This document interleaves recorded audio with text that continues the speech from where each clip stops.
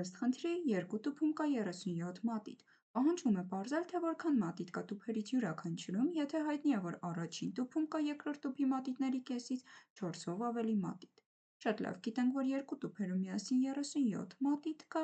և առաջին տուփում կա երկրորդ տուփի մատիտների կեսից 4-ով ավելի։ Ահա այստեղ նշենք, որ կեսից 4-ով ավելի է։ Շատ լավ, ինչպես կարելի է խնդիրը լուծել։ Դա ակնհայտ է, որ խնդիրը կլուծենք մասեր օգտագործելով, այսինքն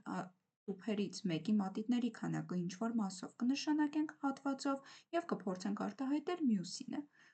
Քանի որ մեզ տրված է, որ առաջին տուփում մատիտների քանակը երկրորդի կեսից 4-ով ավելի է, եկեք սկզբում պատկերենք երկրորդ տուփի մատիտների քանակը և դա պատկերենք կանաչ հատվածով, ահա այսպիսի։ Եվ հիմա ինչ գիտենք, որ առաջին տուփում երկրորդ տուփի մատիտների կեսից 4-ով ավելի է։ Այսինքն, եթե սա երկրորդ տուփի մատիտների քանակն է ներկայացնում, ահա այս կանաչ հատվածը, դա բաժանենք երկու հավասար մասի, նրանցից յուրաքանչյուրը կեսը կներկայացնի։ Եվ եկեք մեր ամբողջ երկրորդ տուփի մատիտների քանակը ոչ թե կանաչ հատվածով նկարագրենք, այլ ահա այս փոքր կանաչ հատվածով, այսինքն ոչ թե մեծ կանաչ հատվածն է մեզ մոտ անհայտ այդ մասը, այլ փոքր կանաչ հատվածն է։ Եվ այստեղից կստացվի, որ առաջին տուփի մատիտների քանակը կարող ենք ներկայացնել կանաչ հատված և դրան ավելացրած 4 մատիտով։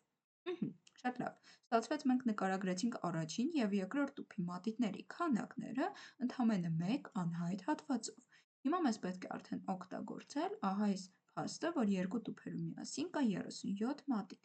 ինչը նշանակում է, որ եթե մենք երկրորդ տուփի մատիտներին ավելացնենք առաջին տուփի մատիտների քանակը,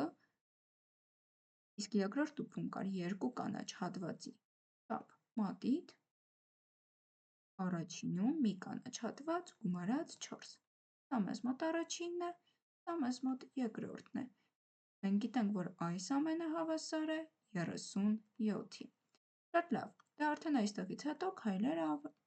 ավելի ակնհայտ են։ Ունենք հավասար հատվածներ, կկտրենք և կհանենք հավասար կտորներ։ Կհանենք 2-ից էլ 4, այստեղ արդյունքում կմնա 33։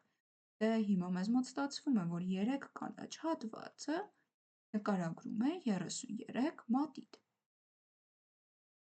Որտեղից էլ ստացվում է, որ 1 կանաչ հատվածը մեզ մոտ նկարագրում է 11 մատիտ։ Դե հիմա արդեն հանգիստ կարող ենք հաշվել, թե առաջին և երկրորդ տուփերում քանի մատիտ կա։ Առաջին տուփում մեզ մոտ կլինի մի կանաչ հատվածին ավելացրած 4, այսինքն 11 գումարած 4 հավասար 15 մատիտ, իսկ երկրորդ տուփում